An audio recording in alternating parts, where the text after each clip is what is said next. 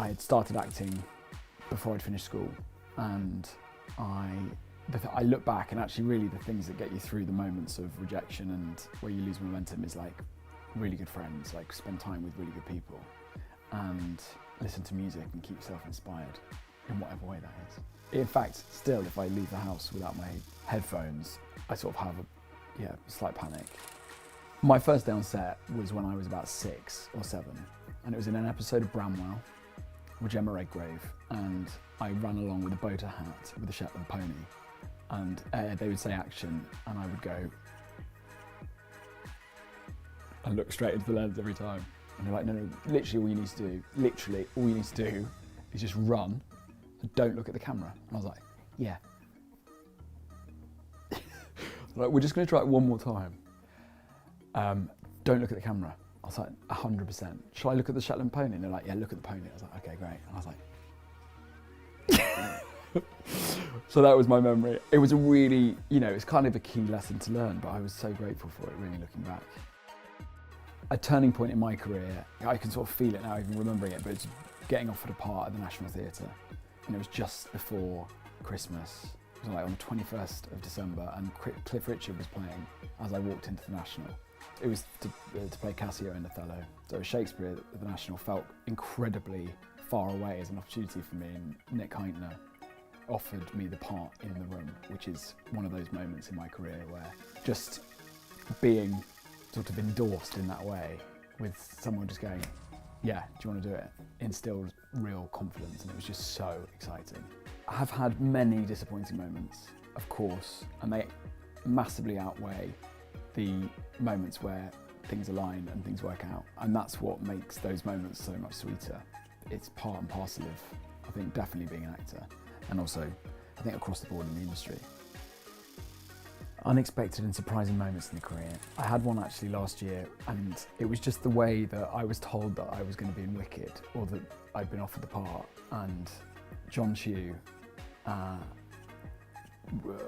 got wind that he wanted to have a Zoom and to chat, and Mark Platt was also on the Zoom as I logged in, and we were talking about, various different things, about, talking about what would be required and about dancing, and then just as it's sort of genius really from John, but he then said, there's a few actual producers that just want to come in and say hello, and it just popped up with Galinda the Good Witch and Cynthia Erivo, and it was Ari and Cynthia going, will you come with shiz? I was like, yeah. It's an awful thing on Zoom where, it's just sort of blindsided in the best possible way. So that was definitely a bit of a surprise. But what a brilliant way to do it.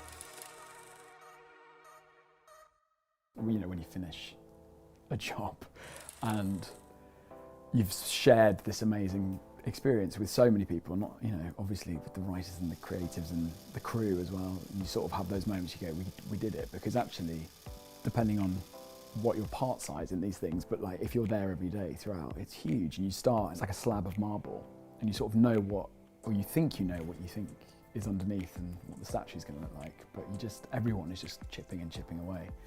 And then when you see it, you just have this sort of sense of relief. Yeah, you're bonded through that, and that's always a proud moment. If I could go back to time travel, I'd hate to go back to any time really. I feel like, but obviously the struggle is part of the process, but I would go back, I think, to myself and just say, be really sort of clear about wanting to find a mentor. And it's a really good thing to ask for in people, because it's such an honour, I think, to be asked to do that. And ask for advice and feedback from a mentor that you respect and that you look up to, who isn't, part of your echo chamber. You need someone who's just outside, who helps you realise your full potential, but also will hopefully keep you on the straight and narrow, because, every cycle, I think, for creatives is similar, depending on where you're at. And you could be at the beginning of a career, you could be really successful, you could be doing loads and loads of work, or none at all, but it's still the same cycle. If you have someone who's weathered and brilliant and grounded because they've seen it time and time again, ask them to just be a sounding board. I do have some brilliant mentors, and particularly in theatre, because I do think that process is so obvious, because you go in, you rehearse, and you're with that director, and you see their vision, and you fall into it, and you apply your discipline, and they leave you for a bit and then they come back and give you notes, and they see you all your edges. And some of the actors that I think are just brilliant, who I see in their sort of early 20s now, and I always just say to them, go and do theatre as quickly as you can.